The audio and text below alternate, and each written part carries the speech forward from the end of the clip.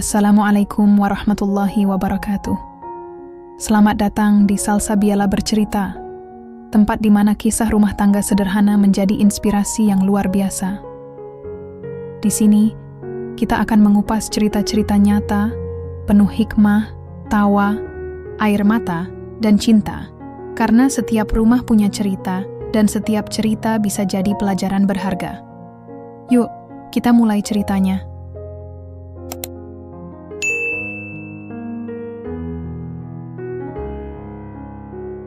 Jam menunjukkan pukul 7 pagi. Udara masih terasa segar meski matahari sudah mulai menyembul di balik pepohonan pinggir jalan. Aku berdiri di depan mobil Alphard Silver itu, tangan memegang kain lap basah.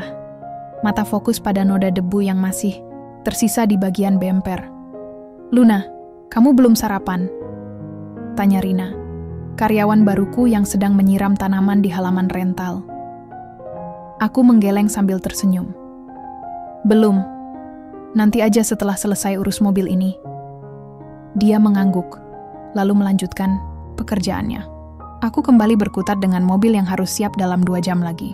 Ini salah satu mobil andalan rental kami, Alphard tahun 2019, kondisi masih kinclong, interiornya wangi parfum mobil, dan pastinya selalu bersih karena aku sendiri yang rajin merawatnya.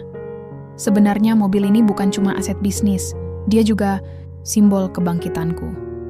Simbol bahwa aku bisa bertahan, bahkan lebih baik dari sebelumnya. Aku menyeka kaca belakang, lalu berjalan ke bagian depan untuk memastikan lampu sein masih berfungsi. Sementara itu, handphone di saku celana bergetar. Aku ambil, dan ternyata ada notifikasi Instagram. Tanpa sadar, jari-jariku tekan ikon aplikasi itu. Dan begitu layar muncul, foto pertama yang keluar adalah unggahan mantan suamiku, Rizky.foto. Dia dan Nina, pelakornya, duduk berdampingan di dalam mobil Alphard. Captionnya singkat tapi sombong. "Alhamdulillah, hari ini bisa liburan keluarga. Kerja keras suami tercinta." Aku diam. Dada seperti disesak sesuatu. Nafas mendadak ngos-ngosan. Foto mereka berdua tersenyum lebar. Tangan Nina nyantol manja di lengan Rizky, sementara di belakang mereka terpampang plat nomor mobil rentalku. Plat H9878JY plat yang kutempel dengan hati-hati setiap kali mobil ini keluar. Aku lihat komentar-komentar di bawah postingan itu. Banyak teman-temannya Rizky yang bilang betapa enaknya hidup mereka. Ada yang bilang Nina cantik banget. Ada juga yang bilang Rizky cocok sama Nina. Sial, aku langsung tutup aplikasi Instagram itu. Tapi rasanya pengen nangis. Mata panas. Dadaku sempit. Aku coba tarik napas dalam-dalam, tapi malah bikin dadaku semakin sesak. "Luna, kamu kenapa?"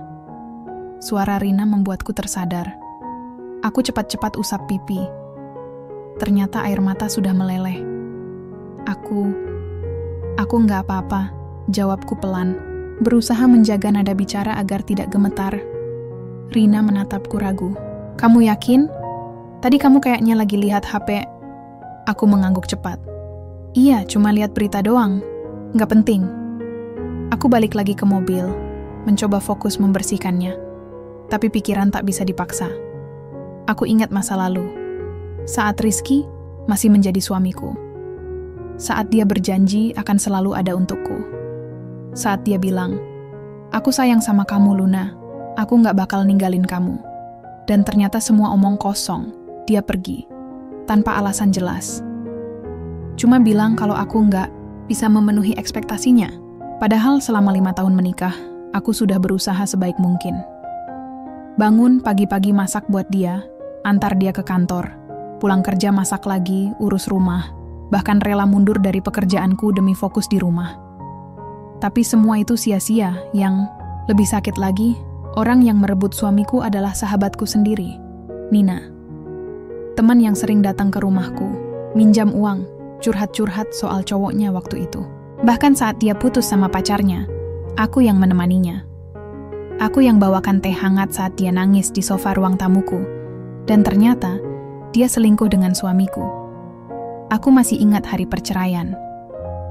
Sidang di pengadilan agama. Aku duduk sendirian, di bangku sebelah kanan. sementara Rizky dan Nina duduk di seberang. Mereka berdua tampak tenang, malah senyum-senyum. Sedangkan aku hanya bisa menahan tangis dan rasa ingin teriak sekeras-kerasnya. Hakim akhirnya menyetujui gugatan cerai Rizky. Aku menerima surat talak dengan tangan gemetar. Setelah itu, aku pulang sendirian. Sendirian naik taksi. Sendirian di apartemen kecil yang baru saja aku sewa. Sendirian makan malam. Sendirian menangis sampai mata bengkak. Setelah itu, hidupku berubah total. Aku mulai dari nol. Uang hasil jualan perhiasan warisan dari mama aku pakai untuk beli satu mobil bekas. Awalnya cuma Toyota Avanza. Aku sewakan via media sosial. Lama-lama dapat pelanggan tetap. Aku tambah lagi satu mobil, lalu satu lagi. Sekarang, aku punya 5 mobil rental, termasuk Alphard ini. Dan inilah yang membuatku kesal. Aku yang susah payah membangun rental ini. Aku yang mengatur sistem pembayaran, tagihan, servis rutin, bahkan turun tangan sendiri kalau ada mobil yang kotor atau rusak. Tapi mereka, Rizky dan Nina, seenaknya aja pakai mobilku, lalu pamer di medsos seolah itu milik mereka. Padahal biaya sewa bulan kemarin belum lunas. Aku menatap plat mobil itu lagi. H978JY. Plat itu seperti menertawakanku. Seolah bilang, "Lihat, mantan suamimu sedang menikmati hasil kerja kerasmu." Aku menghela napas panjang. Tidak boleh lemah. Aku sudah janji sama diri sendiri. Aku nggak mau jadi korban lagi. Aku nggak mau jadi wanita yang hanya menangis di pojokan. Aku harus kuat. Aku harus menang. Dengan tangan yang masih gemetar, aku lanjutkan membersihkan mobil. Tapi kali ini bukan sekadar membersihkan bodi, tapi membersihkan hati. Membersihkan luka yang sudah mulai mengering, tapi kadang masih mengucur darah kalau ada yang menggoresnya. Ponselku bergetar lagi. Notifikasi, WhatsApp masuk. Assalamualaikum Mbak Luna, saya mau konfirmasi ya. Besok mobil Alphardnya bisa ready jam berapa? Karena saya jemput keluarga di bandara jam 10. Aku langsung balas dengan cepat. Waalaikumsalam, insya Allah ready jam 9 sekali ya mas. Kami antarkan ke tempat. Selesai balas, aku pandangi Alphard itu lagi. Matanya mengkilat. Bersih, indah, seperti mobil yang layak dimiliki oleh orang yang benar-benar menghargainya. Sayangnya, orang yang naik tadi pagi bukan pemiliknya, mereka cuma penyewa. Dan sepertinya, mereka nggak sadar kalau pemilik mobil ini adalah mantan istri dari suami pelakor mereka.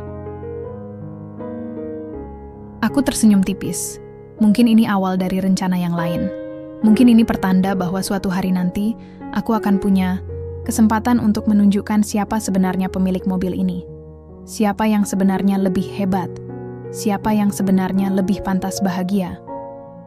Aku angkat ember berisi air sabun, lalu masuk ke dalam kantor. Langkahku lebih ringan dari tadi. Meskipun rasa sakit itu masih ada, tapi aku tahu, aku nggak sendirian. Aku punya bisnisku, aku punya mobilku, aku punya harga diri yang nggak bisa mereka hancurkan. Dan suatu hari nanti, mereka akan tahu kalau aku bukan janda gagal. Aku adalah pemilik rental mobil yang berhasil. Sore itu aku sedang duduk di teras kantor rental sambil menikmati teh manis hangat. Udara agak panas, tapi angin kecil yang sesekali datang cukup menyenangkan. Di depanku, Rina sedang membersihkan interior Avanza biru yang baru saja kembali dari pelanggan. Aku menatap ponselku lagi. Foto Rizky dan Nina masih terngiang-ngiang di kepala. Aku tahu, aku harus move on. Tapi rasanya susah banget kalau mereka masih bisa seenaknya naik mobil milikku, lalu pamer-pamer seperti orang berada. Aku tarik napas dalam-dalam, lalu buka aplikasi Instagram lagi. Kali ini, bukan untuk lihat postingan mantan, tapi untuk cek story salah satu temanku, Dinda, yang sudah punya usaha kuliner online. Dia lagi promosi menu barunya. Lucu juga melihat dia yang dulu cuma jualan nasi uduk di kantin kampus, sekarang punya gudang produksi sendiri. Lihat Dinda sukses bikin aku ingat masa-masa sulitku dulu.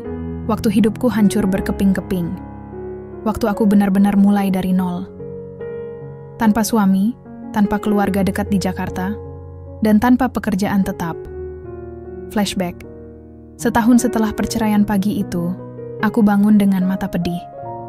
Terlalu banyak menangis semalam. HP masih di tangan.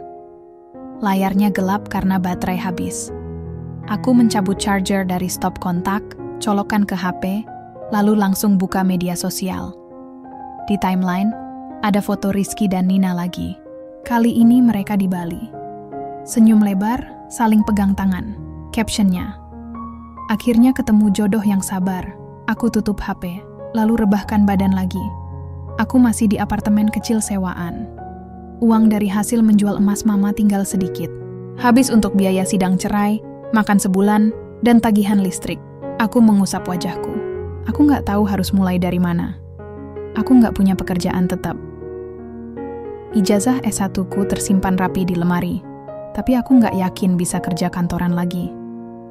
Aku trauma bertemu orang-orang yang mungkin kenal Rizky. Aku takut jadi bahan pembicaraan.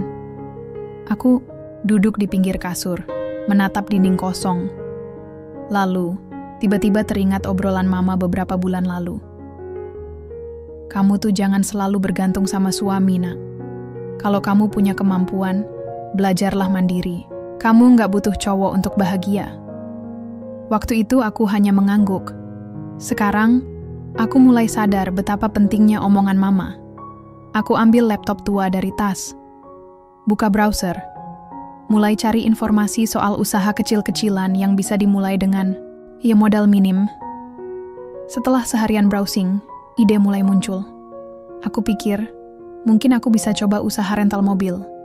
Ada beberapa teman SMA yang bisnis itu, dan sepertinya lumayan menjanjikan. Cuma masalahnya, aku nggak punya mobil. Tapi lalu aku teringat bahwa ada satu mobil keluarga yang dulu sering dipakai papaku. Itu mobil Xenia tahun 2013, kondisi masih bagus. Papaku meninggal 2 tahun lalu, dan mobil itu sampai sekarang masih di rumah mamaku di Semarang. Tanpa ragu, aku telepon mama. "Ma, aku mau pinjam mobil papa dulu. Boleh nggak?" Mama diam sejenak. "Buat apa, sayang?" Aku tarik napas. "Aku mau coba usaha rental mobil. Aku nggak bisa begini terus, Ma. Aku harus punya penghasilan sendiri." Ada jeda sebelum mama akhirnya menjawab. "Kalau kamu yakin, ya kamu bawa aja. Tapi janji sama mama, kamu akan merawatnya baik-baik." Aku menyetujui semua syarat itu. Besoknya, aku naik kereta ke Semarang. 2 hari di sana. Aku ajak teknisi untuk cek kondisi mesin, ganti oli, servis rem, dan pastikan AC masih dingin. Setelah semuanya oke, aku bawa mobil itu ke Jakarta. Awal usaha, penghasilan pas-pasan aku pasang iklan di media sosial, Facebook, Instagram, dan grup rental mobil di WhatsApp. Aku pasang harga murah dulu, biar cepat dapat pelanggan, tapi tetap harus untung. Awalnya, pelanggan cuma 1 atau 2 orang dalam seminggu. Kadang bahkan sebulan cuma 3 kali keluar, tapi aku bersyukur. Minimal ada pemasukan, aku jadi sopir sekaligus pemilik. Kadang aku antar mobil ke pelanggan, kadang jemput mereka. Kadang malah aku yang bantu isi bensin, ganti oli, bahkan tambal ban kalau ada yang bocor. Beberapa bulan berlalu, usahaku mulai dikenal. Ada pelanggan yang repeat order. Bahkan ada yang bilang kalau mobilku lebih bersih daripada rental lain. Aku senang sekali. Tapi masalah mulai muncul saat mobil mogok di tengah jalan. Aku panik. Hubungi bengkel, ternyata harus servis. Besar. Biayanya lumayan mahal. Aku coba hitung tabungan. Masih kurang. Akhirnya aku nekat pinjam uang ke teman lamaku, Faris, yang bekerja di bank. Dia nggak banyak tanya, langsung bantu. Aku tulis surat perjanjian kecil-kecilan, dan dia terima. Dengan uang itu, aku servis mobil, beli spare part yang rusak, dan bahkan sempat upgrade eksterior biar lebih menarik. Hasilnya, pelanggan mulai ramai. Aku bahkan bisa ganti rugi pinjaman ke Faris dalam waktu 3 bulan. Titik balik, beli mobil kedua. Setelah 6 bulan jalani usaha, aku mulai stabil. Aku sewain mobil itu 5-7 kali dalam sebulan. Untungnya cukup buat bayar tagihan dan beli makanan. Tapi aku ingin lebih. Aku ingin usahaku berkembang. Aku ingin punya lebih dari 1 mobil. Aku mulai cari info tentang mobil bekas. Aku bandingkan harga, kondisi, dan potensi keuntungan. Setelah 2 minggu survei, aku putuskan beli Toyota Avanza tahun 2015. Harganya lebih murah, irit bensin, dan banyak dicari pelanggan. Uang DP aku ambil dari tabungan, sementara sisanya aku cicil dalam 3 bulan. Aku rekrut Rina sebagai asisten pertamaku. Dia dulunya kerja di bengkel, jadi dia tahu banyak soal mesin dan servis. Dengan 2 mobil, usahaku mulai naik. Aku buat website kecil, pasang sistem booking online, dan bahkan buat akun TikTok untuk promosi. Pelanggan makin banyak. Rekam jejakku di medsos membuat banyak orang percaya. Beberapa travel agent mulai menghubungi untuk kerjasama. Bahkan ada agen properti yang memesan mobil untuk antar tamu VIP. Aku mulai bisa membayar listrik tepat waktu, mulai bisa makan enak, mulai bisa liburan sejenak, dan yang paling penting, aku mulai percaya diri lagi. Aku bukan lagi wanita yang menangis tiap malam karena khianat mantan. Aku bukan lagi korban yang hanya bisa diam. Aku adalah pemilik rental mobil yang berhasil. Dan mobil Alphard itu simbol terbesar dari semua pencapaianku. Kembali ke hari ini aku meneguk tehku sampai habis. Rina sudah selesai membersihkan Avanza, dan sekarang sedang menyiram tanaman. Aku pandangi mobil Alphard itu lagi. Kinclong, wangi. Siap dikirim ke pelanggan besok pagi. Aku tersenyum tipis. Aku nggak pernah menyangka, beberapa tahun lalu, aku hanya bisa menangis di pojok kamar. Tapi sekarang, aku punya bisnis sendiri. Aku punya mobil yang layak dikagumi. Dan aku punya harga diri yang nggak bisa diremehkan siapapun, termasuk oleh Rizky dan Nina. Aku berdiri, lalu masuk ke dalam kantor. Laptopku masih menyala. Aku buka email. Ada pesan dari pelanggan yang bilang mobil kami sangat membantu acara keluarganya. Ada juga pesan dari partner kerja yang ingin nego harga paket bulanan. Aku balas semuanya dengan tenang, sambil tersenyum. Ya, hidupku belum sempurna. Masih ada tantangan. Masih ada hal-hal yang perlu kupelajari. Tapi aku tahu satu hal. Aku sudah berada di jalur yang benar. Dan aku nggak akan pernah mundur lagi. Pagi itu cuaca lumayan panas. Langit biru bersih, tapi angin kencang sesekali menerobos jendela mobil. Aku sedang mengantar mobil Innova ke pelanggan di bilangan Cibubur. Rina menemani. Dia duduk di sampingku sambil main HP. Aku menyetir dengan tenang. Jalanan masih lengang karena belum jam sibuk. Radio menyala pelan, lagu pop lawas dari tahun 2000-an. Aku ikut-ikutan nyanyi dalam hati. Sampai depan gang aja ya mbak, kata pelanggan lewat telepon tadi. Iya mas. Kami sudah dekat, jawabku sambil melihat papan nama jalan. Beberapa menit kemudian, aku berhenti di depan gang sempit. Mobil aku parkir rapi di pinggir jalan. Rina turun duluan untuk bantu pelanggan ambil dokumen dan perlihatkan kondisi mobil. Aku ikut turun. Juga, sekadar stretching sejenak. Di seberang jalan ada warung kopi kecil. Beberapa orang sedang duduk-duduk sambil ngopi pagi. Salah satunya adalah 2 wanita muda. Mereka duduk di meja pojok sambil asyik ngobrol dan tertawa-tawa. Satu pakai hijab abu-abu, satu lagi kerudung pink. Keduanya kelihatan seperti ibu-ibu muda. Aku coba abaikan mereka. Tapi saat mataku lewat, salah satu dari mereka menyebut sebuah nama yang langsung membuat telingaku menegang. Luna? Iya. Itu mantannya Rizky. Aku diam. Jantungku berdebar. Rina, yang sedang membantu pelanggan tampak tidak sadar akan percakapan itu. Tapi aku mulai penasaran. Aku pura-pura ingin minum air mineral dari dalam mobil, lalu berjalan pelan ke arah belakang mobil.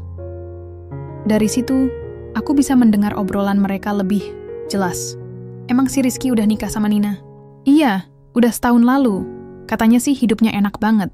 Sering liburan, mobil mewah, pokoknya beda banget sama waktu sama Luna dulu. Luna itu kan janda ya. Terus sekarang dia ngapain? Dia buka rental mobil. Tapi katanya cuma punya beberapa mobil doang. Emangnya bisa apa? Dulunya kan cuman ibu rumah tangga biasa. Sekarang harus kerja sendiri. Kasihan, ya. Aku meremas botol air mineralku kuat-kuat. Wajahku datar, tapi rasanya pengen marah, pengen nangis. Pengen teriak, kalian tahu apa soal hidup gue? Tapi aku tahan. Aku tarik napas dalam-dalam, lalu balik ke depan mobil. Mas, semua sudah oke? Tanyaku pada pelanggan. Iya mbak, semua clear. Terima kasih banyak ya. Aku tersenyum tipis. Iya, sama-sama. Kalau ada kendala selama pemakaian, langsung hubungi kami saja. Setelah transaksi selesai, aku dan Rina masuk ke mobil lagi. Rina duduk di sampingku, sementara aku menyetir kembali ke kantor. Kami diam sejenak. Sampai akhirnya Rina bertanya, "Kamu kenapa tadi kayak agak tegang? Ada apa?" Aku diam. Tapi akhirnya aku jawab juga. Tadi, ada 2 orang perempuan di warung kopi. Mereka ngomongin aku. Bahkan nggak kenal. Tapi mereka udah bisa ngasih judgement gitu. Rina menoleh padaku. Ngomongin apa? Aku menelan ludah. Mereka bilang aku janda gagal. Katanya, dulu cuman ibu rumah tangga biasa. Sekarang cuma punya usaha kecil-kecilan. Katanya, beda banget sama hidup suami aku dulu. Maksudnya mantan suami. Rina mendengus kesal. Dasar orang-orang sok tahu. Mereka pikir hidup kamu cuma bisa dinilai dari status dan materi? Aku menggeleng. Ya, emang begitu kan? Orang suka banget menjudge orang lain dari luar. Mereka nggak tahu betapa susahnya aku bangkit. Nggak tahu betapa kerasnya aku bekerja. Aku diam sejenak lalu tambah. Tapi, entah kenapa, dengerin mereka ngomong begitu malah bikin aku semakin yakin. Aku harus buktiin kalau aku nggak gagal. Aku nggak butuh orang lain untuk nilai hidup aku. Aku hanya perlu membuktikan pada diriku sendiri bahwa aku bisa. Rina tersenyum. Nah, itu baru bicara kayak bos beneran. Aku tertawa kecil. Iyalah, gue tuh emang bos. Bos rental mobil. Rina ikutan tertawa. Betul. Dan bos yang mobilnya dipakai mantan suami plus pelakornya. Itu mah levelnya udah naik banget. Aku ketawa lagi, tapi kali ini lebih ringan. Lebih lega. Flashback, saat pertama kali dengar gosip. Tentang diriku setelah bercerai, gosip tentangku menyebar cepat. Entah dari mana, tapi orang-orang mulai membicarakanku. Ada yang bilang, aku nggak bisa menjaga suami. Ada yang bilang aku cuek dan dingin. Ada juga yang bilang aku sombong dan nggak ramah. Padahal, aku nggak pernah melakukan hal-hal yang mereka tuduhkan. Aku cuma ingin hidup tenang dan mencoba bangkit. Tapi ternyata, dunia luar nggak peduli. Suatu hari, saat aku sedang jalan-jalan sendirian di mall, aku dengar 2 orang wanita ngobrol di toko sebelah. Mereka nggak tahu aku di dekat mereka. Kamu tahu Luna, mantenya Rizky? Iya, tahu. Dia, kok bisa ditinggal suaminya? Katanya sih suaminya nggak tahan. Katanya Luna nggak bisa puasin dia. Baik-baik aja, tapi dingin. Akhirnya suaminya cari yang lebih hangat. Aku langsung pergi dari situ. Hatiku remuk. Tapi aku coba tahan air, mata, sampai-sampai di mobil. Saat itu, aku menangis sejadi-jadinya. Aku nggak marahin mereka. Aku hanya sedih karena omongan mereka sangat tidak adil. Tapi aku juga sadar, aku nggak bisa mengontrol omongan orang. Yang bisa aku kontrol hanyalah diriku sendiri. Dan aku memilih untuk menjadi lebih baik. Bukan demi orang lain, tapi demi diriku sendiri. Kembali ke hari ini sore itu, aku dan Rina sudah sampai di kantor. Aku bantu dia membersihkan interior mobil yang tadi dikembalikan oleh pelanggan. Setelah itu, aku duduk di meja kerja, cek email, update sistem booking, dan cek tagihan bulanan. HP-ku berdering. Notifikasi WhatsApp dari salah satu partner kerja. Assalamualaikum Mbak Luna, saya mau konfirmasi nih. Besok kita pesan 2 mobil. Ya, untuk antar tamu VIP ke Sentul. Mohon persiapannya ya. Aku langsung balas dengan cepat. Waalaikumsalam. Insya Allah siap mas. Besok jam berapa pengirimannya? Selesai balas, aku lihat notifikasi lain. Ada review dari pelanggan di Google. Pelayanan ramah, mobil bersih, driver on time. Highly recommended. Aku senyum sendiri. Ini adalah bentuk apresiasi yang benar-benar membuatku bangga. Bukan dari orang yang nggak kenal, tapi dari orang yang benar-benar menggunakan jasaku. Aku ingat omongan mama dulu. Jangan peduliin omongan orang. Fokus aja sama usaha kamu. Biarkan hasil yang bicara. Dan itulah yang aku lakukan. Aku tidak perlu membela diri. Aku tidak perlu marahi orang-orang yang ngomong buruk tentangku. Aku hanya perlu terus bekerja, memberikan yang terbaik, dan biarkan waktu yang menunjukkan siapa aku sebenarnya. Aku bukan janda gagal. Aku bukan korban yang terus menangis. Aku adalah wanita mandiri yang punya bisnis sendiri.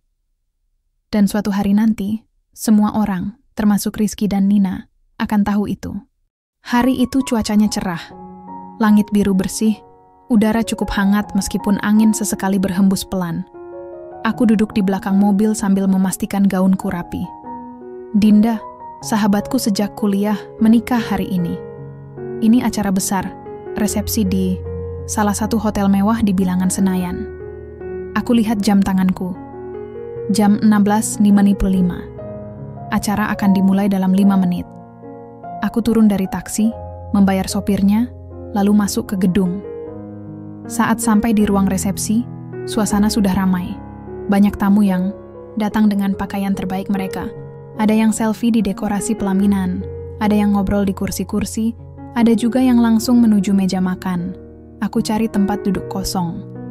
Karena undangan kami tidak dipisah-pisah, aku bebas pilih bangku mana saja. Aku duduk di deretan kedua, dari depan agak ke pinggir agar bisa keluar kapan saja jika ingin ke toilet atau ambil makanan. Beberapa saat kemudian, suara musik instrumental mengalun lembut. Pengantin mulai masuk, semua mata tertuju pada Dinda dan suaminya. Mereka tampak sangat bahagia. Aku tersenyum melihat senyum lebar Dinda. Dia pantas mendapatkannya. Setelah prosesi selesai, semua tamu kembali ke tempat duduknya. Aku pun ikutan duduk lagi. Baru aja mau ambil nasi uduk dari meja prasmanan. Tiba-tiba aku melihat 2 orang yang membuat jantungku berdebar keras. Rizky dan Nina. Mereka berjalan masuk dengan percaya diri. Rizky memakai jas abu-abu, sementara Nina mengenakan dres putih dengan detail payet yang bersinar ketika terkena cahaya lampu. Langkah mereka menuju bangku kosong beberapa meter dariku. Mereka tidak melihatku. Atau mungkin pura-pura tidak melihat. Aku mencoba tenang, tarik napas dalam-dalam. Aku ingatkan diriku bahwa ini bukan tentang mereka. Ini tentang Dinda. Hari bahagianya. Aku tidak boleh merusak momen ini hanya karena melihat mantan dan pelakornya. Tapi ternyata, nasib berkata lain. Mereka melihatku saat aku sedang makan nasi uduk dan ayam goreng. Tiba-tiba suara langkah kaki mendekat. Aku mendongak. Nina. Dia tersenyum, tapi senyumnya bukan senyum ramah. Lebih mirip senyum sinis. Di belakangnya, Rizky berdiri dengan ekspresi biasa. Tapi matanya menyiratkan rasa puas. Luna? Sapanya dengan nada sok kaget. Aku menelan makananku dulu sebelum menjawab. Iya, hai. Nina duduk di bangku kosong di sebelahku. Rizky ikutan duduk di seberang. Wah, kamu datang juga. Lama nggak? Ketemu, katanya dengan nada manis yang dibuat-buat. Iya, saya teman Dinda dari kuliah dulu, jawabku singkat. Oh, Nina mengangguk-angguk. Kamu kerja di mana sekarang? Aku menatapnya sejenak, lalu jawab dengan tenang. Aku buka rental mobil. Oh, Nina terkekeh kecil. Jadi, kamu jadi sopir sendiri juga ya? Kadang anterin orang ke bandara gitu. Aku diam. Tidak marah, hanya menatapnya dengan pandangan datar. Nggak juga. Aku pemilik usahanya. Bukan sopirnya, jawabku pelan tapi tegas. Rizky mendengus pelan. Pemilik rental mobil, cuman punya beberapa mobil doang ya? Aku balas menatapnya. Iya, tapi cukup untuk bayar tagihan listrik dan makan tiap hari. Beda sama kamu, kan? Masih harus ngandelin gaji kantor. Nina terkekeh lagi. Oh iya, kamu pasti bangga banget bisa punya usaha sendiri. Meski, ya, masih level kecil sih. Aku tersenyum tipis. Yang penting halal dan hasil kerja sendiri. Nggak kayak kamu, nikah sama suami orang. Senyum. Nina langsung memudar. Aku menyeruput teh manisku, lalu tambah. Tapi nggak apa-apa, aku nggak dendam kok. Aku malah seneng. Soalnya kalian berdua bikin aku sadar satu hal. Aku tarik napas. Kalau aku nggak butuh cowok brengsek dan wanita murahan untuk bisa hidup bahagia. Nina langsung berdiri. Matanya melotot. Kamu nggak usah ribut di sini, potong Rizky cepat. Ia menarik tangan Nina. Ayo kita cari tempat duduk lain. Tanpa menunggu jawaban, mereka pergi. Meninggalkanku yang duduk tenang, meskipun jantung masih berdebar kencang. Flashback, saat pertama kali bertemu Nina aku masih ingat pertemuan pertama kali dengan Nina. Waktu itu Rizky baru saja diterima kerja di perusahaan barunya. Dia ajak Nina ke rumah, katanya. Ini teman kantorku, baik banget, lagi galau juga soal pacarnya. Aku senang sekali. Akhirnya suamiku punya teman baik di kantor. Aku bahkan sering mengundang Nina ke rumah. Kadang dia main bareng, kadang curhat-curhat soal cowoknya. Sampai akhirnya hubungan mereka putus. Nina menangis di sofa ruang tamuku. Aku bawakan teh hangat. Aku peluk dia. Aku bilang semuanya akan baik-baik saja. Dan ternyata, setelah itu, dia malah merebut suamiku. Sakit rasanya. Tapi lebih sakit lagi saat aku menyadari bahwa selama ini, Nina hanya pura-pura baik padaku. Padahal dari awal, dia sudah mengincar Rizky. Aku menyesal. Tapi aku juga belajar bahwa tidak semua orang yang terlihat ramah adalah teman sejati.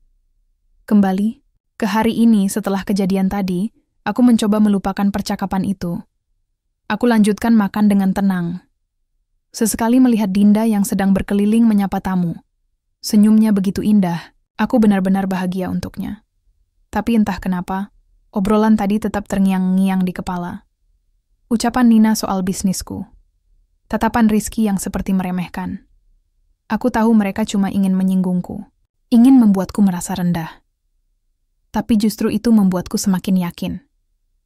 Aku tidak perlu membuktikan apa-apa pada mereka. Tapi aku harus membuktikan pada diriku sendiri bahwa aku bisa lebih dari sekadar mantan istri dan mantan korban. Aku punya usaha. Aku punya harga diri. Dan aku punya masa depan yang cerah. Aku tidak akan mundur. Aku tidak akan menyerah.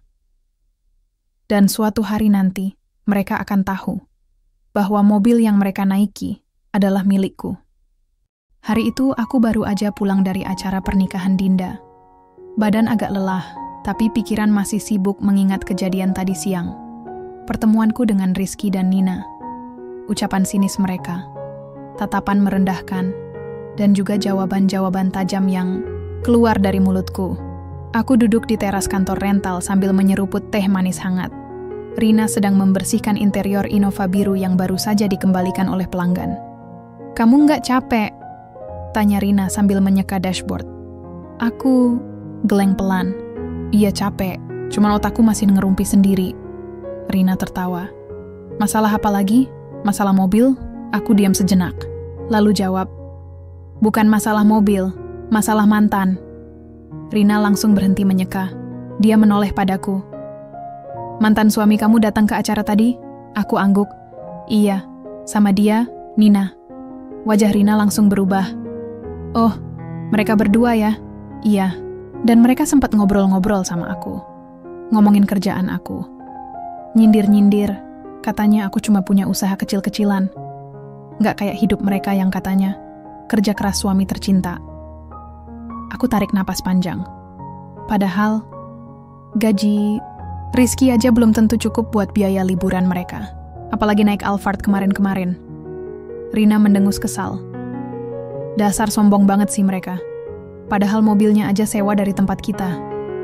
Aku tersenyum tipis. Iya, dan entah kenapa, malah bikin aku kepikiran sesuatu. Rina mengerutkan dahi. "Pikiran apa?"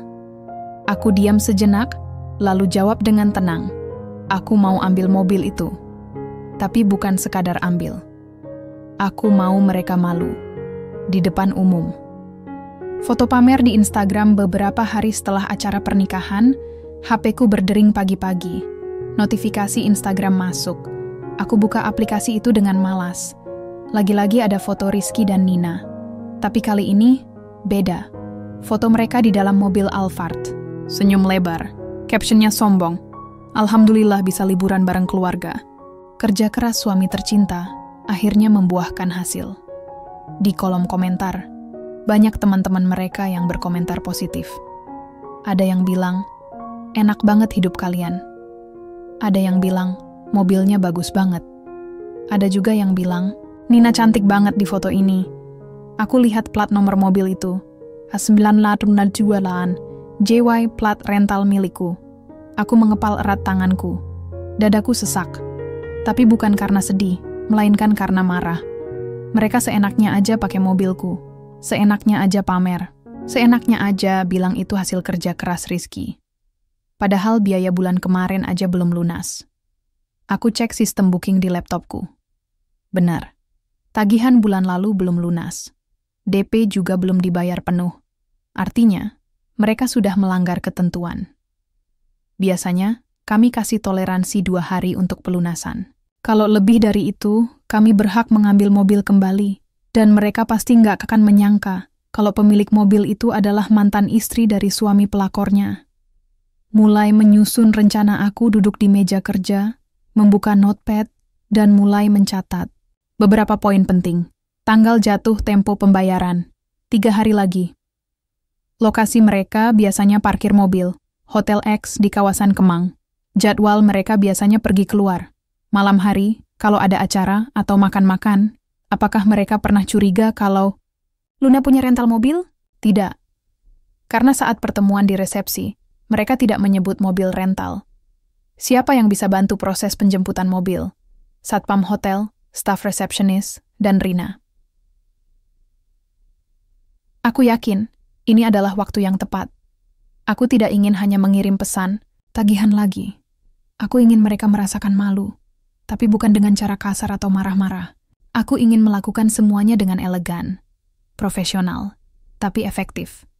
Aku ingin mereka tahu bahwa mobil yang mereka banggain adalah milikku, dan aku adalah wanita yang mereka khianati. Flashback. Saat pertama kali Rizky sewa mobil Alphard 2. Bulan lalu, Rizky memesan mobil Alphard via website kami. Dia memesan nama akun Instagram @rizkypratama1official. Dia tulis permintaan, saya ingin sewa Alphard Silver selama 1 minggu. Untuk keperluan liburan keluarga. Mohon persiapannya ya. Aku baca pesan itu sambil mengerutkan dahi. Entah kenapa ada rasa aneh, tapi karena permintaan itu normal dan dia bersedia DP, aku setujui. Setelah itu, mobil kami antarkan ke alamat yang diminta, tempat tinggal mereka. Aku tidak bertemu langsung, karena Rina yang mengantarkan. Dia bilang, Rizky dan Nina kelihatan senang. Bahkan mereka sempat selfie di dalam mobil. Aku tidak tahu kalau mereka akan menggunakan mobil itu untuk pamer, untuk membuat orang lain iri, untuk menunjukkan bahwa hidup mereka enak, padahal aku yang beli mobil itu, aku yang rawat, aku yang servis, aku yang susah payah membangun bisnis ini dari nol. Dan mereka hanya penyewa sombong yang bahkan tidak sadar siapa sebenarnya pemilik mobil itu. Kembali ke hari ini aku tutup laptopku. Udara sore itu mulai sejuk. Burung-burung berkicau riang di atas atap. Rina duduk di sebelahku, sambil minum air mineral. Jadi, kamu serius mau ambil mobil itu? Tanyanya. Aku angguk. Iya, tapi nggak sembarangan ambil. Aku mau semua prosedur dilakukan sesuai aturan. Biar mereka nggak bisa protes. Rina tersenyum. Keren, kamu emang pantas jadi bos besar. Aku tertawa kecil. Belum besar-besar amat sih, tapi minimal aku bisa tunjukin kalau aku bukan korban lemah lagi. Rina menepuk bahuku. Iya, dan aku siap bantu kamu. Aku pandangi mobil Alphard itu lagi. Kinclong, wangi, siap digunakan oleh pelanggan lain. Dan dalam waktu dekat, dia akan kembali ke jalannya yang benar. Menjadi milikku. Dan bukan lagi milik mereka. Jam menunjukkan pukul 8 malam. Langit gelap, hanya terlihat beberapa bintang kecil di atas sela-sela gedung pencakar langit. Aku duduk di dalam mobil kedua rental kami, Toyota Fortuner hitam, sambil memastikan semua persiapan sudah oke. Rina duduk di sebelahku, memegang HP-nya. Kamu yakin mereka masih di dalam? Aku angguk. Iya, staf hotel tadi bilang mereka belum keluar. Mungkin lagi makan malam di restoran. Aku tarik napas panjang. Jantungku berdebar kencang, Tapi bukan karena takut. Lebih ke deg-degan campur semangat. Ini saat yang ditunggu-tunggu. Oke, kataku pelan. Ayo kita mulai. Menuju hotel. Hotel X adalah salah satu hotel premium di kawasan Kemang. Tempat yang sering dipakai pasangan muda-mudi untuk staycation atau acara romantis. Tempat yang juga sering jadi latar foto liburan Rizky dan Nina. Dan malam ini akan menjadi tempat mereka merasakan malu. Aku parkir Fortuner di area belakang hotel, agak jauh dari resepsionis agar tidak mencurigakan. Aku dan Rina turun, membawa dokumen tagihan dan surat penjemputan mobil sesuai ketentuan perusahaan. Kami langsung menuju bagian resepsionis. Di sana, aku sudah kontak staf hotel sebelumnya. Mereka setuju membantu karena kami punya surat resmi dan semua prosedur penjemputan sudah sesuai aturan. Permisi, saya dari rental mobil Haura Trans. Saya ingin ambil mobil Alphard Silver dengan plat nomor H9878JY, kataku dengan tenang. Resepsionis itu melihat layar komputernya lalu menjawab, nomor kamar mereka 512. Saat ini mereka sedang ada di restoran. Aku pandangi Rina. Dia mengangguk. Kami sudah siap. Kalau bisa, tolong bantu kami merekam proses penjemputan. Ini demi dokumentasi internal. Tambahku, staf hotel tersenyum. Iya, insya Allah kami bantu. Aku ucapkan terima kasih, lalu kami berjalan ke arah restoran. Melihat mereka sedang makan, restoran hotel itu cukup besar, dengan dekorasi minimalis dan lampu redup yang memberi kesan romantis. Di pojok kanan, tepat di dekat jendela, duduklah dua orang yang membuatku geram sekaligus termotivasi, Rizky dan Nina. Mereka tampak asyik makan. Nina tertawa kecil mendengar cerita Rizky. Sesekali tangannya menyentuh lengannya, seperti biasa, seperti tidak pernah merasa bersalah. Aku diam sejenak, menarik napas, lalu melangkah maju. Dengan langkah mantap, aku menuju meja mereka. Rina di belakangku, membawa kamera mini yang akan digunakan untuk merekam. Nina yang pertama kali melihatku, matanya membulat. Luna? Rizky langsung menoleh. Ekspresinya kaget, tapi cepat berubah menjadi dingin. Ada apa? Tanyanya datar. Aku tersenyum, tipis. Halo, bukan apa-apa. Cuma mau ambil mobil kalian. Nina mengerutkan dahi. Mobil? Mobil mana? Aku tunjuk ke arah parkiran. Alphard kalian. Plat H9878JY. Karena pembayaran bulan lalu belum lunas, sesuai aturan, kami berhak mengambil mobil kembali. Rizky mendengus. Jadi kamu pemilik rental itu? Iya, jawabku tanpa ragu. Dan saya juga mantan istri kamu. Tapi kayaknya kamu nggak sadar itu ya. Sampai kamu dan Nina seenaknya aja pakai mobil sewaan saya, lalu pamer-pamer di medsos. Nina langsung memerah wajahnya. Kami nggak tahu. Tidak tahu? Padahal kalian sempat bertemu saya di acara pernikahan Dinda. Kalian sempat nanya kerjaan saya. Dan kalian tetap saja pakai mobil saya, tanpa bayar lunas. Bahkan DP juga belum lunas. Aku tarik napas. Saya bukan orang sombong.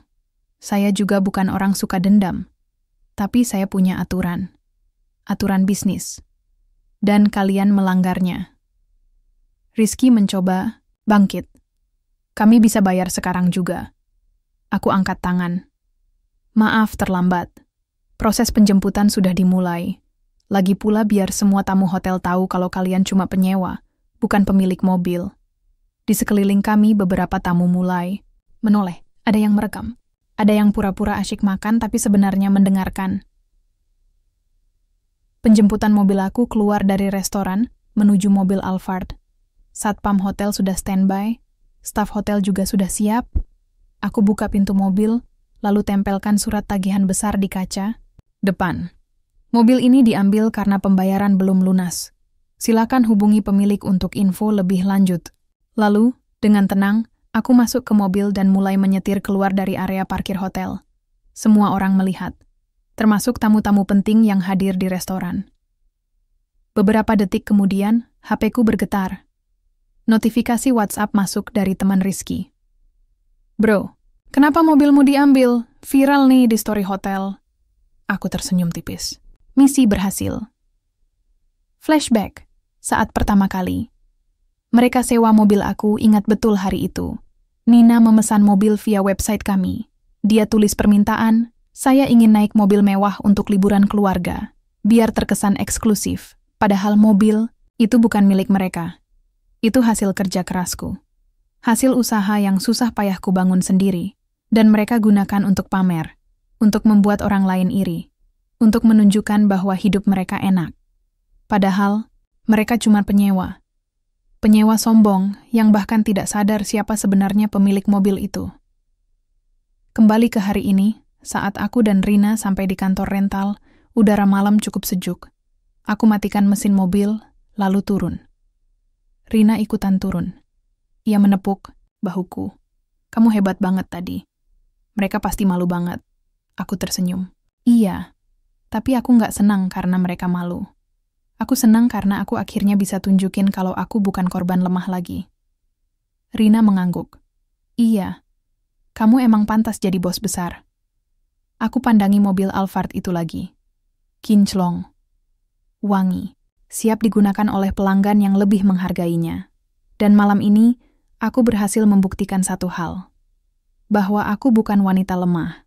Aku adalah wanita mandiri yang punya harga diri. Dan aku akan terus membuktikannya. Pagi itu udara terasa lebih segar dari biasanya. Aku sedang menyiram tanaman di halaman kantor rental, sambil menikmati teh manis hangat. Rina duduk di kursi depan, sibuk membuka HP-nya. Luna, panggilnya tiba-tiba. Aku mendongak. Ada apa? Rina menggeser layarnya ke arahku. Ini, videonya sudah viral. Aku mengerutkan dahi, lalu melihat layar HP itu. Itu adalah story Instagram dari salah satu tamu hotel tempat aku menjemput mobil Alphard kemarin malam. Di situ, terlihat jelas, aku berdiri di dekat mobil, memberikan surat tagihan besar di kaca depan. Di belakangku beberapa orang merekam. Dan di sudut kanan layar, tampak Rizky dan Nina keluar dari restoran, wajah mereka memerah karena malu. Caption story itu singkat tapi menusuk. Pasangan suami istri pamer naik Alphard, ternyata mobil sewaan. Dan pemiliknya malah mantan istri mereka sendiri.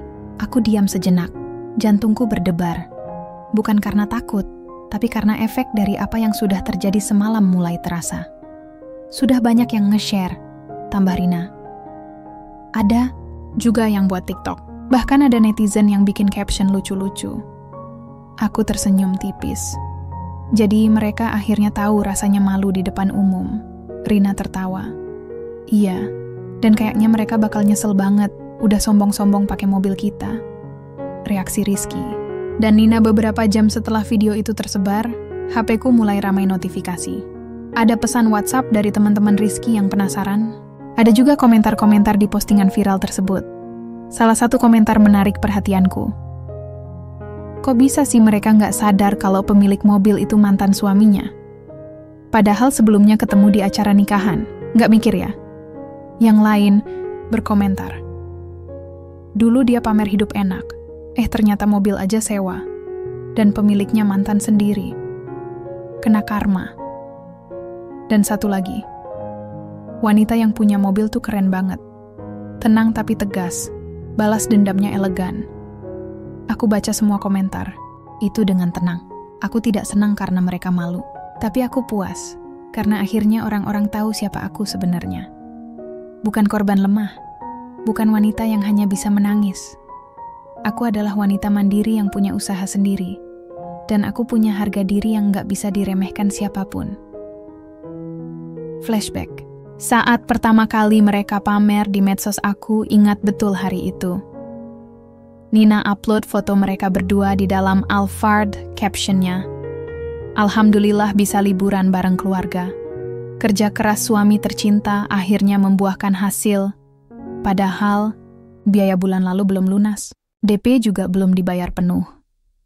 Dan mobil itu bukan milik mereka. Itu milikku. Aku lihat plat H, 9878JY di foto itu. Plat rentalku. Plat yang kutempel dengan hati-hati agar pelanggan tahu bahwa mobil itu aman dan resmi. Tapi mereka gunakan untuk pamer. Untuk membuat orang iri, untuk menunjukkan bahwa hidup mereka enak, padahal mereka cuma penyewa. Penyewa sombong, yang bahkan tidak sadar siapa sebenarnya pemilik mobil itu. Malam yang tegang di kantor saat aku dan Rina sedang membersihkan mobil, tiba-tiba HP-ku berdering. Nomor tidak dikenal.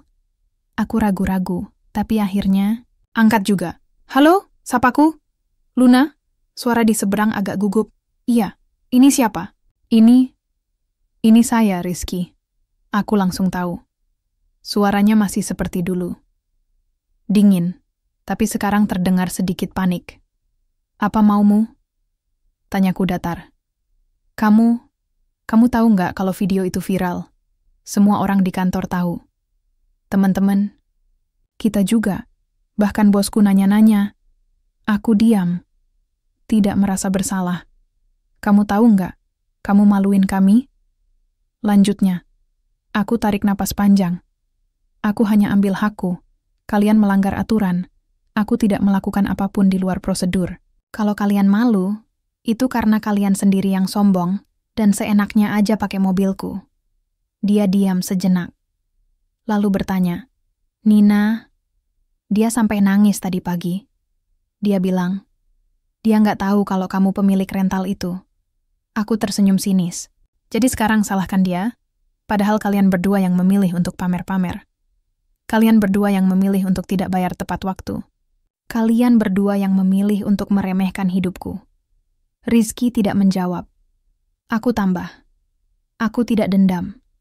Aku tidak ingin hancurkan hidup kalian. Tapi aku hanya ingin kalian tahu satu hal. Aku tarik napas. Bahwa aku bukan wanita lemah. Lagi. Aku punya bisnis. Aku punya harga diri.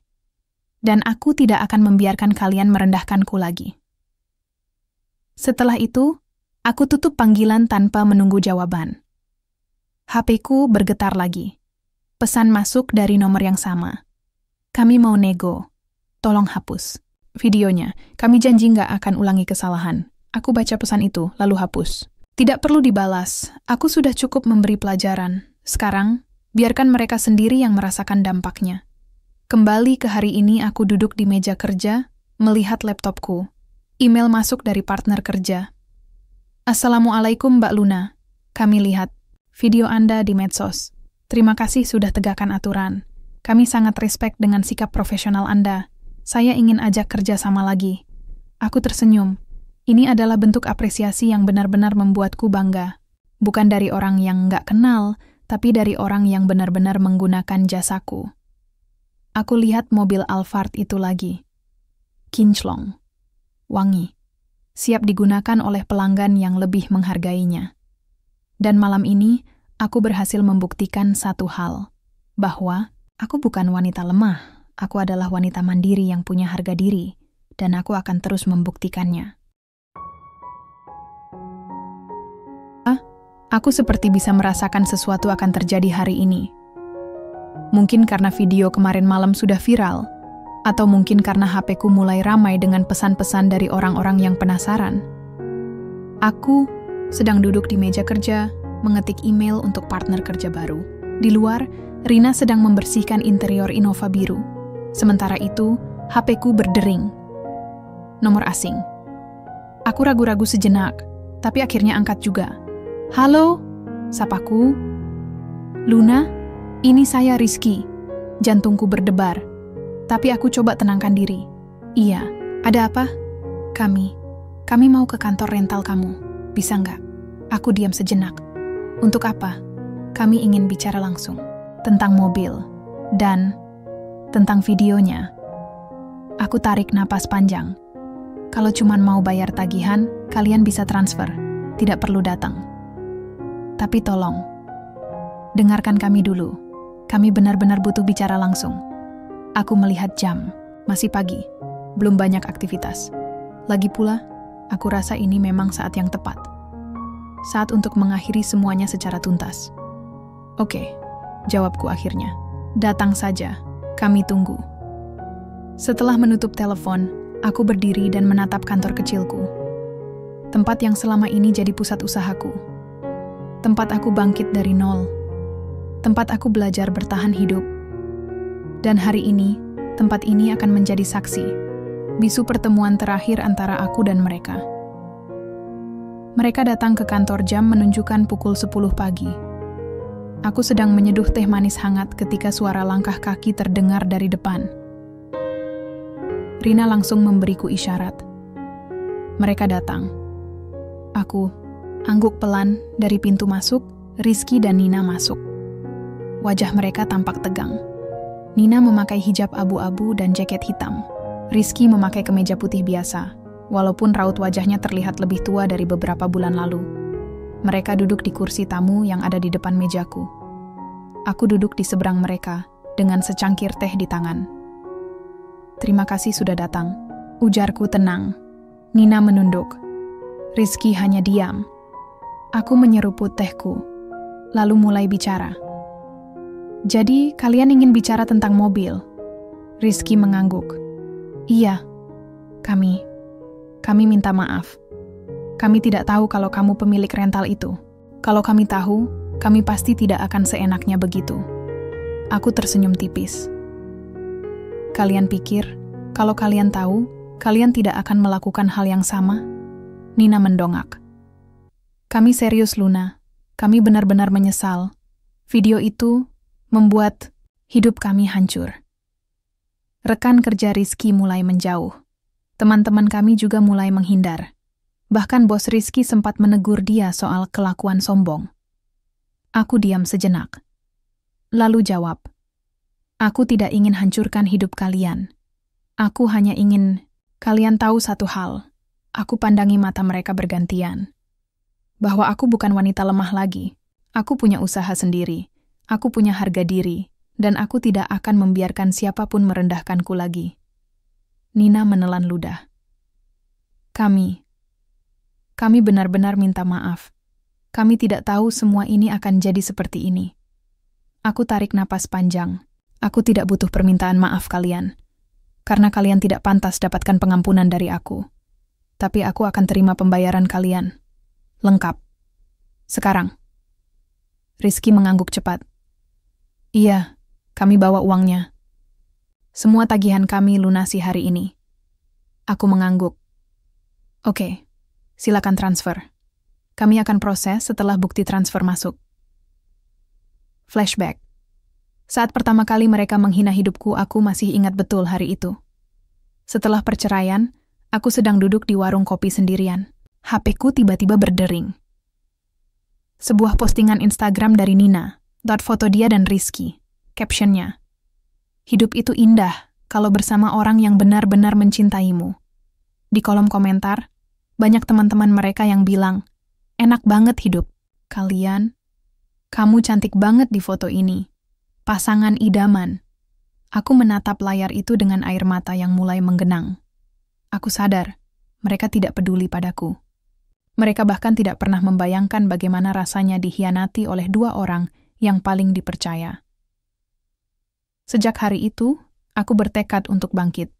Untuk menunjukkan bahwa aku bisa hidup tanpa mereka. Bahkan lebih baik dari mereka. Dan hari ini, aku berhasil membuktikannya. Pembayaran lunas beberapa menit kemudian notifikasi transfer masuk. Aku cek rekening. Uangnya lengkap. Termasuk DP dan biaya tambahan karena keterlambatan. Aku berdiri. Oke, transaksi kita selesai. Rizky dan Nina juga berdiri. Mereka tampak lega, tapi juga malu. "Luna," panggil Nina pelan. Apakah kamu masih dendam sama kami?" Aku diam sejenak, lalu jawab dengan tenang. "Aku tidak dendam. Aku hanya tidak lupa. Dan aku tidak akan pernah lupa apa yang kalian lakukan." Aku pandangi mereka sekali lagi. Aku tidak akan menghancurkan hidup kalian. Tapi aku juga tidak akan pernah memaafkan kalian. Karena kalian tidak pantas dapatkan pengampunan dari aku. Mereka tidak menjawab. Dengan kepala tertunduk, mereka keluar dari kantor. Kembali ke hari ini aku duduk kembali di mejaku. Tehku sudah dingin. Tapi hatiku terasa hangat. Rina datang menghampiri. "Kamu hebat tadi." Mereka kelihatan benar-benar menyesal. Aku tersenyum tipis. "Iya, Tapi aku tidak senang karena mereka menyesal. Aku senang karena aku akhirnya bisa tunjukkan kalau aku bukan korban lemah lagi. Rina mengangguk. Iya, kamu emang pantas jadi bos besar. Aku lihat mobil Alphard itu lagi. Kinclong, wangi, siap digunakan oleh pelanggan yang lebih menghargainya. Dan hari ini, aku berhasil membuktikan satu hal, bahwa aku bukan wanita lemah. Aku adalah wanita mandiri yang punya harga diri, dan aku akan terus membuktikannya. Pagi itu udara terasa ringan. Langit biru bersih, burung-burung berkicau riang di atas atap kantor. Aku sedang menyiram tanaman sambil menyeruput teh manis hangat. HP-ku bergetar. Ada notifikasi email masuk. Aku buka laptop, lalu membuka email tersebut. Isinya singkat. Assalamualaikum Mbak Luna. Kami sangat menghargai sikap profesional Anda kemarin. Kami ingin ajak kerja sama lagi untuk layanan rental mobil bulanan. Mohon konfirmasinya ya. Aku tersenyum tipis. Ini bukan sekadar pesan bisnis biasa. Ini adalah bentuk apresiasi nyata bahwa aku sudah benar-benar bangkit. Kamu senyum-senyum sendiri? Tanya Rina yang sedang membersihkan dashboard Innova biru. Iya, jawabku. Ada partner kerja baru. Dia bilang dia respect sama sikap profesional aku. Rina tertawa kecil. Emang iya sih, kamu emang pantas dapat apresiasi. Bukan cuma dari orang lain, tapi juga dari diri kamu sendiri. Aku diam sejenak, lalu angguk pelan. Iya, aku merasa lega. Setelah konfrontasi 2 hari setelah pertemuan langsung dengan Rizky dan Nina, hidupku terasa lebih tenang. Seperti ada beban berat yang akhirnya lepas dari pundakku. Aku masih ingat wajah mereka saat keluar dari kantor. Malu, menyesal. Namun tidak ada rasa puas dalam diriku karena melihat mereka seperti itu. Aku tidak dendam lagi. Aku tidak marah lagi. Aku hanya ingin mereka tahu satu hal, bahwa aku punya harga diri. Bahwa aku tidak akan pernah diam jika diremehkan. Dan bahwa aku bisa hidup baik-baik saja tanpa mereka. Dan malam itu, aku duduk sendirian di teras kantor, memandangi langit gelap yang penuh bintang. HP-ku berdering. Mama menelepon. Halo Ma, sapaku. Luna, kamu di mana lagi apa? Aku di kantor, baru aja selesai urus beberapa dokumen. Kamu capek nggak? Jangan terlalu dipaksain ya. Aku tersenyum. Iya Ma, aku nggak paksakan diri kok. Aku jaga kesehatan juga. Mama diam sejenak, lalu bertanya pelan. Kamu udah baikan sama masa lalu kamu? Aku tarik napas panjang. Aku nggak yakin aku bisa benar-benar baikan sama semua yang mereka lakukan. Tapi aku udah nggak sakit lagi. Aku udah nggak marah lagi. Aku udah bisa lihat mereka tanpa nangis lagi. Mama menghela napas lega.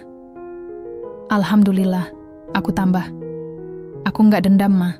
Aku cuma mau mereka tahu bahwa aku baik-baik saja tanpa mereka. Bahkan lebih baik dari mereka.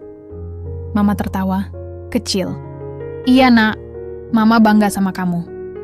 Setelah menutup telepon, aku pandangi langit lagi. Kali ini rasanya berbeda, lebih ringan, lebih damai. Aku tidak perlu membuktikan apa-apa lagi. Aku sudah cukup membuktikan bahwa aku bisa bertahan. Bahkan lebih dari itu, aku bisa berkembang. Flashback.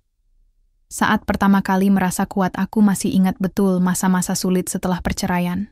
Aku duduk di pojok kamar kos, menangis sendirian. HP-ku penuh dengan foto-foto kenangan bersama Rizky. Foto liburan, foto ulang tahun, foto pernikahan. Saat itu, aku benar-benar hancur. Aku merasa tidak punya apa-apa lagi. Tidak punya suami. Tidak punya teman. Tidak punya pekerjaan. Tidak punya tujuan hidup. Tapi lalu aku ingat omongan Mama. Kamu nggak butuh cowok brengsek dan wanita murahan untuk bisa hidup bahagia. Aku mulai mencoba. Mencoba bangkit.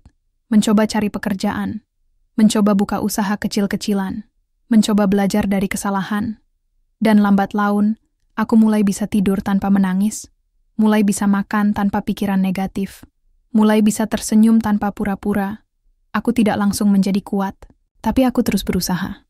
Dan sekarang, aku berhasil. Perkenalan dengan Andika beberapa hari setelah konfrontasi dengan Rizky dan Nina, ada pelanggan baru yang memesan mobil Avanza kami, namanya Andika.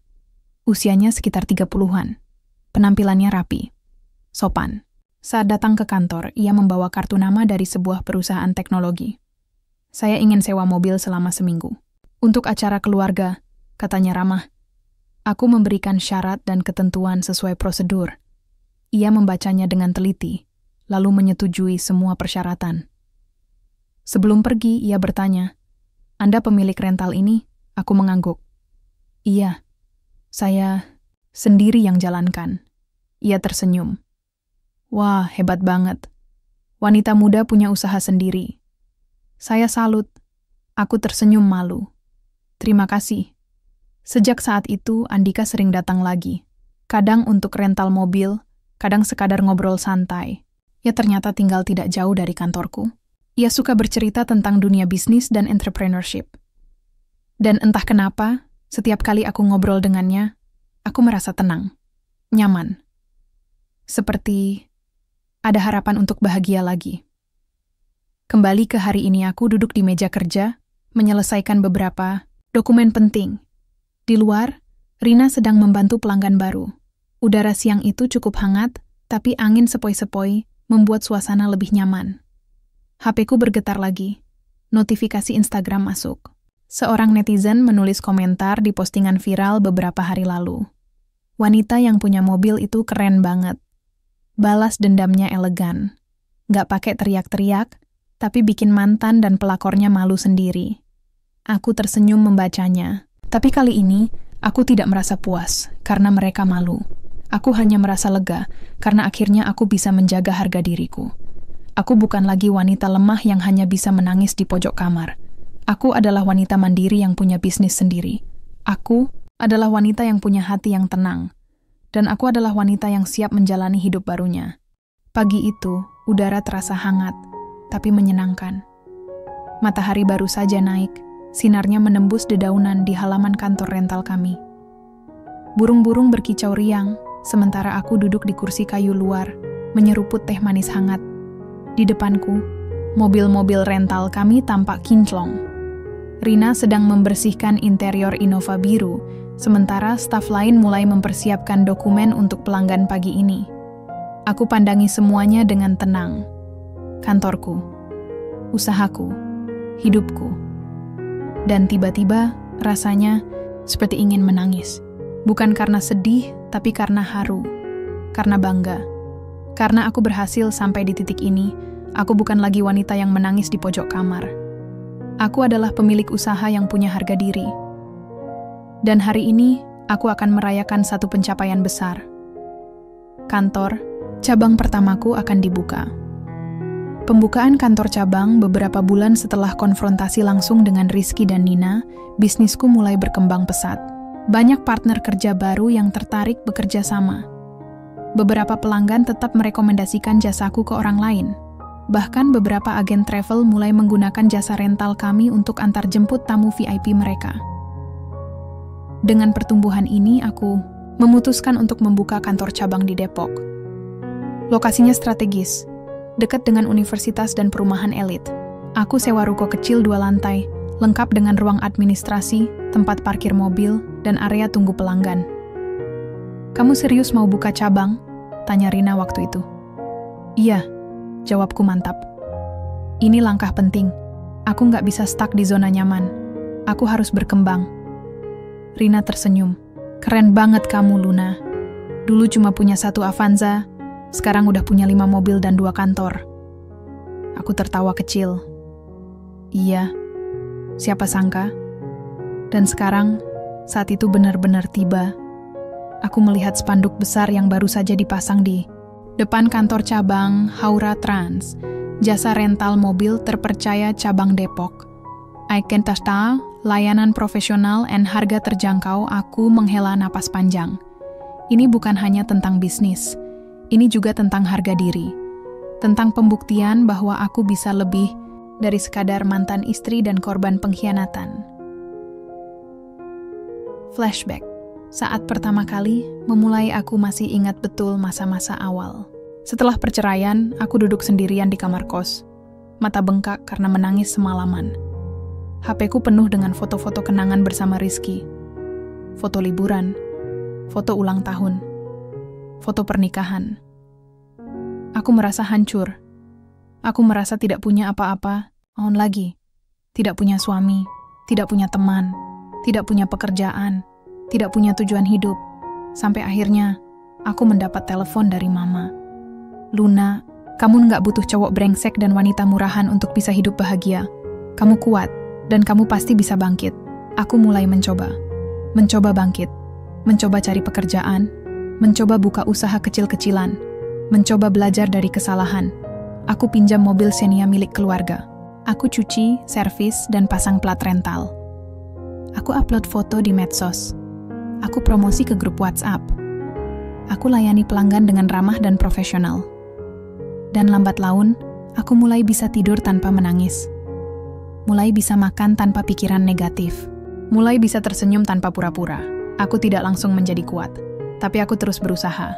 Dan sekarang, aku berhasil. Refleksi hidup aku duduk di meja kerja cabang baru, menatap laptopku. Email masuk dari salah satu pelanggan. "Assalamualaikum Mbak Luna, saya sangat puas dengan pelayanan rental Anda.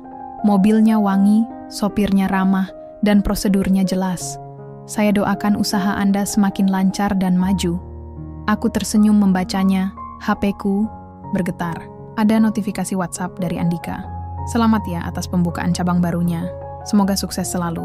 Kalau ada acara grand opening, saya mau datang loh." Aku balas dengan cepat. "Terima kasih banyak. Pasti kabari kalau ada acara." Senang banget bisa saling support. Setelah menutup laptop, aku berdiri dan melihat sekeliling. Staf baru sudah mulai berdatangan. Kantor terlihat hidup, penuh energi positif.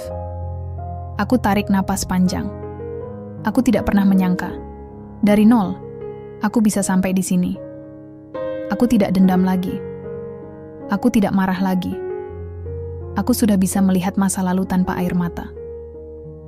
Dan yang paling penting, aku sudah bisa melihat masa depan dengan optimis.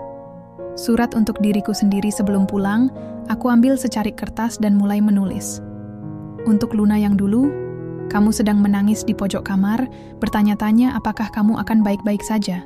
Apakah kamu bisa bertahan? Apakah kamu bisa bangkit?" Jawabannya adalah iya. Kamu akan baik-baik saja, bahkan lebih baik dari yang kamu bayangkan. Kamu akan punya usaha sendiri. Kamu akan punya harga diri yang tidak bisa diremehkan siapapun. Kamu akan punya hati yang tenang. Jadi, teruslah bertahan. Teruslah berjuang. Karena kamu pantas bahagia. Dengan cinta, Luna, yang sekarang aku lipat kertas itu dan menyimpannya di laci mejaku, sebagai pengingat bahwa aku tidak akan pernah mundur lagi. Kembali ke hari ini, matahari mulai condong ke barat. Aku dan tim sudah selesai persiapan pembukaan cabang. Aku pamit pulang ke kantor pusat sambil memikirkan rencana ekspansi berikutnya. Di tengah perjalanan, aku menerima panggilan video dari Mama. "Halo Ma, sapaku. Luna, Mama lihat foto kantor barumu. Wah, keren banget. Kamu hebat, Nak." Aku tertawa kecil. "Iya, Ma. Masih kecil, tapi ini awal yang bagus." Mama tersenyum lembut. "Mama bangga sama kamu. Kamu udah tunjukkan kalau kamu bisa hidup mandiri, tanpa suami brengsek dan pelakor sombong itu." Aku tersenyum. "Iya, Ma. Aku udah nggak sakit lagi. Aku udah nggak marah lagi. Aku udah bisa lihat mereka tanpa nangis lagi." Mama menghela napas lega. "Alhamdulillah." Aku tambah. "Aku nggak dendam, Ma. Aku cuma ingin mereka tahu bahwa aku baik-baik saja tanpa mereka. Bahkan lebih baik dari mereka." Mama tertawa kecil. "Iya, Nak. Mama tahu. Dan kamu pantas dapat semua kebahagiaan itu." Setelah menutup telepon, aku pandangi jalanan di depanku. Langit biru, udara segar, dan hatiku ringan. Aku bukan lagi wanita lemah yang hanya bisa menangis di pojok kamar. Aku adalah wanita mandiri yang punya bisnis sendiri. Aku adalah wanita yang punya harga diri. Dan aku adalah wanita yang siap menjalani hidup barunya.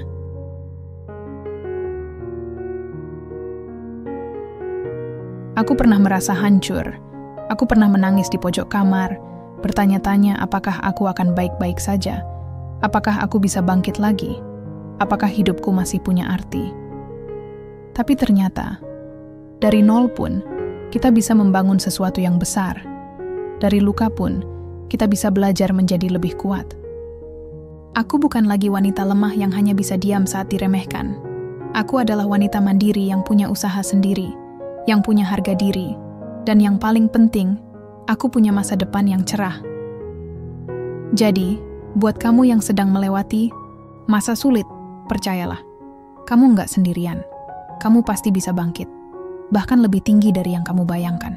Dan kalau kamu suka dengan cerita hari ini, jangan lupa tekan tombol like, share ke teman-teman kamu, dan jangan lupa juga untuk subscribe ke channel Salsabiela Bercerita. Jangan lupa kunjungi video-video lain di channel Salsabiela Bercerita, yang dimana setiap cerita punya ruang untuk hidup, menyentuh hati, dan menginspirasi jiwa. Terima kasih sudah menemani hari-harimu dengan cerita ini. Sampai jumpa di video berikutnya, hanya di Salsabiela Bercerita.